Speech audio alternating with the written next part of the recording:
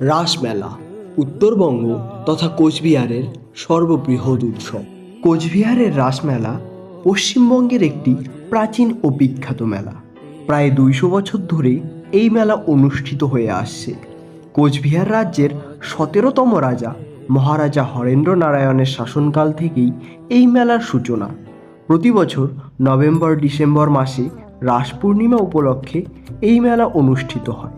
কোচবিহার রাসমেলার অন্যতম আকর্ষণ হলো এই রাসচক্র। এই রাসচক্র হিন্দু, মুসলিম ও বৌদ্ধ ধর্মের প্রতীককে একত্রিত করেছে।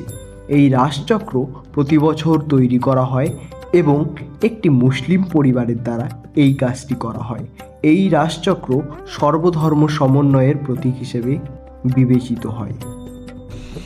সো হে গাইস, আমার নাম দেবাশিস বর্মন আর আপনারা দেখছেন ফেরওয়ে। তো ভিডিওটি আপনাদের কেমন লাগলো অবশ্যই